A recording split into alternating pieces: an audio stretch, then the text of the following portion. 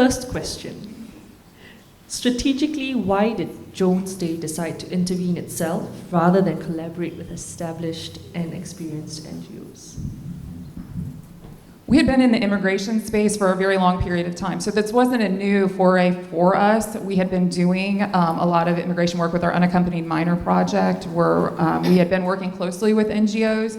But I think for us, it felt like there wasn't enough collaboration between the NGO world, the law firm world, and the corporate world. So there was a lot of ways to get people more involved and to collaborate together. And it's been our experience that sometimes NGOs are a little hesitant to work with corporate entities on pro bono and public service initiatives for whatever reason, thinking that perhaps they don't have the same passion for the issues and the desire to make the changes. And so we decided that this was something that we could bring people together to do it. And although we had positive experience with all the NGOs we had worked with, we thought we had the money and the resources to do something even bigger. So why not do it? Why not take a challenge up, and why not make a greater impact in the world of immigration and refugee reform? The second question is, given that immigration is highly politicized, how did you address potential concerns from JD partners and clients regarding the beneficiaries being served? As I mentioned when I started, this for us wasn't a political issue. This is an access to rule of law and an access to justice type of an issue. And for us, that's how we approach it. And that's how we've approached it within the firm and with our corporate clients. So we didn't really have a hard time selling it within the firm. We had firm support on it because it is really just about the rule of law. And when you get down to the basics, yes, it involves refugees, and that can be controversial for a lot of people, but ultimately that's what you're upholding is the rule of law. The next question is something that's quite close to my heart. I'm sure it must be quite traumatic sometimes to have to address some of the challenges that you face while representing immigrants, and also the fear that you must have while working in such a dangerous area. So what steps does your program take to deal with the mental health of your staff and volunteers? Absolutely.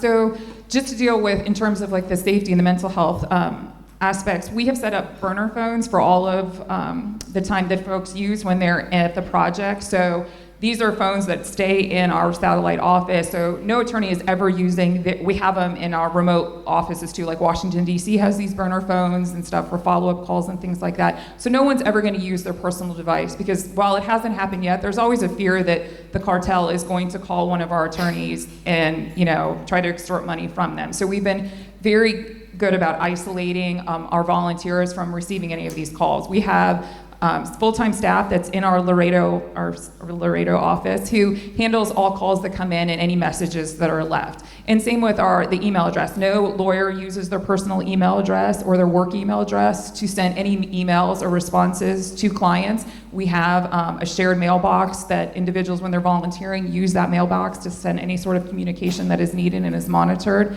And Jones Day has been really great about bringing in any sort of mental support after the issue in the Laredo with the pastor that was kidnapped, and that we had found out we had met with the cartel. The lawyers that were present the week after, some services were brought in to have folks talk about it if they had any fears or if they were scared to proceed with the project. And at that time, that's when we decided not to pursue anything in Nuevo Laredo, to stay on the other side of the border. And the hotel is fantastic that we're in. It's a very secure location. The hotel has been transformed. We have a shuttle service that picks up all of our volunteers from the airport, takes them directly to the hotel. All food is brought into the hotel, so there's never a need for anyone to leave. When we do leave, there is a car that drives everyone around and out to dinner. When we do at least one night a week, we take everyone out to dinner and take them a little bit around the town so they can see it. But it's all very well monitored and set up so that folks never feel, I was down there just the week before I came here, and it was never an instance at all where I ever felt unsafe or unsecure. That's always paramount for Jones Day, is that all the volunteers feel secure at all times when they're there.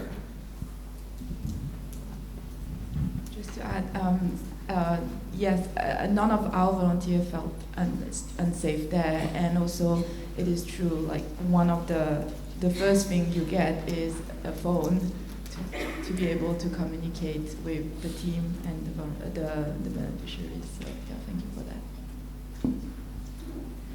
The next question relates to the capacity to deal with the influx of cases and questions.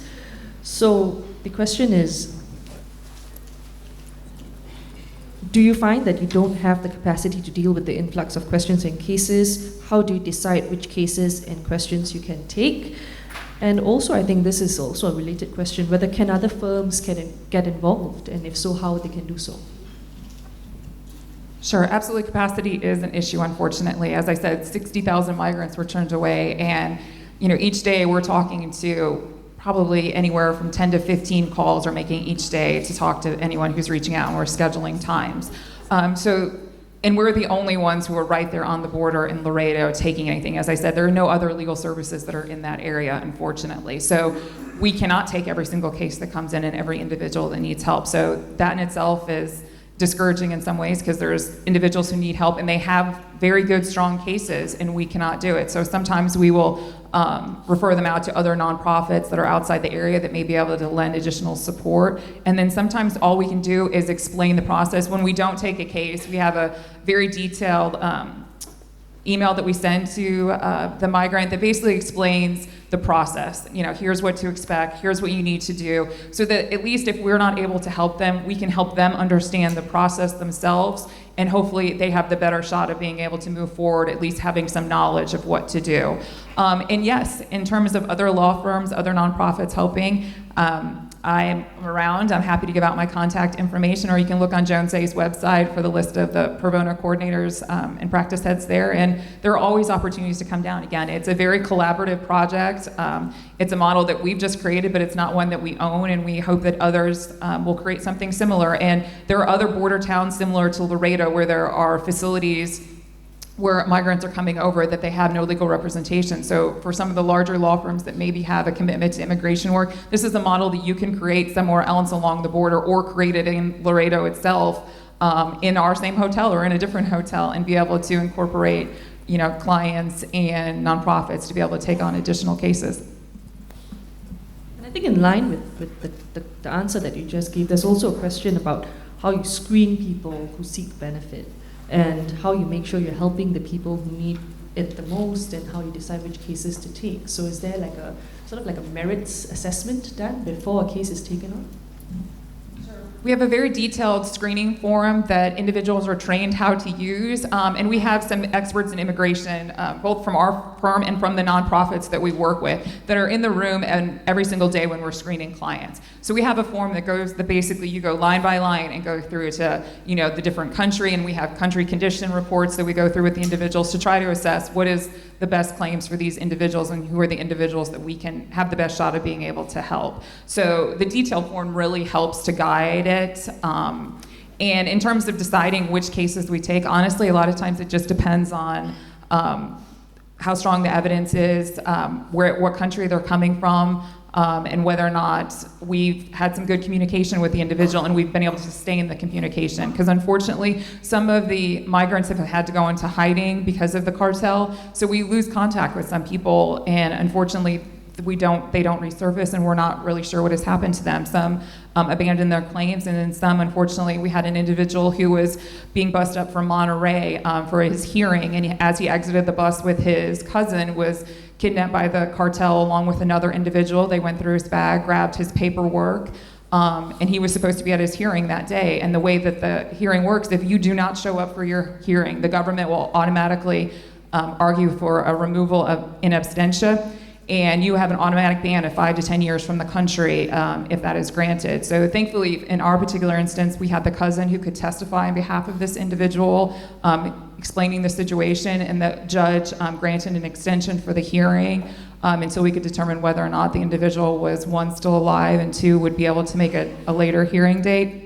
We did hear, thankfully, later that week, the individual was released. His family had no money in the cartel. He was one of the few individuals the cartel just decided to let go, but there was a Guatemalan man who was with him who was kidnapped as well, and he was extorted. His family was extorted for $6,000 in order to release him unharmed. So they're very tragic situations, and again, we do our best to follow up with everyone we can, but sometimes even our own clients that we have entered notices of appearance of, they just disappear sometimes. So it's a very sad and real problem. And this is just the last question because we're running out of time, but I think it's a very important question because if we want to inspire people to action, there must be some learning points that we can take away. And I think the question here is, with more people displaced in the world than at any other time in history, what learnings do you recommend for people looking to replicate your efforts elsewhere? And I think this is also a question for you, Katie, as well. What efforts, what would you recommend for people looking to replicate this kind of a research work or outreach efforts? What would you recommend that people do? So we'll start with Amy first. What is the heart of it is collaboration. So in order to replicate it, you have to be open to collaborating with others. It's not something that you can easily go at alone or successfully go at alone. You can make a difference alone, but you can make a greater difference if you pool all of your resources and bring in others to your cause. So for those who are thinking about replicating it, that's what I would encourage everyone to do, is to reach out to other nonprofits, other law firms, and the corporate entities around, because they all have something to give. And these projects can be replicated if you just think outside the box and step out of your comfort zone. Again, this is a large law firm who's stepping out of their comfort zone to take on an entire immigration problem, and it's, that's not our main money-making thing is immigration law, but we decided we were going to step outside and take a chance and bring along some people along with us for the ride. Yeah, just to add to that from a corporate perspective, we regularly reach out to law firms or to organizations we already partner with for additional projects. There are a lot of projects out there.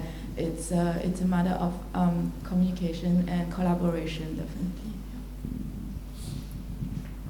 Yeah, I would just echo the importance of thinking big about impact and then thinking about how you can break off pieces of that to get to where you're trying to go. So I think that your guys' project is a great example of this, of thinking about who are the different partners that you can bring into the room and what is the different added value that each partner has, and then how do you really tap into that and leverage that to the best possible way.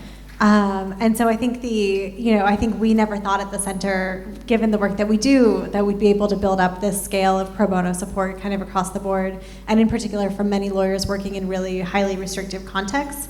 But I think that we were able to identify the different areas of our work where we could really use that support to the best extent possible, and then make sure people who are doing this work really feel the impact and really understand the impact that they're having, even if their contribution is just towards one part of our work in particular. Thank you. And with that, I call the session to an end. It's been really inspirational speaking to all of you, Amy, Aijing, Katie. Thanks, everyone.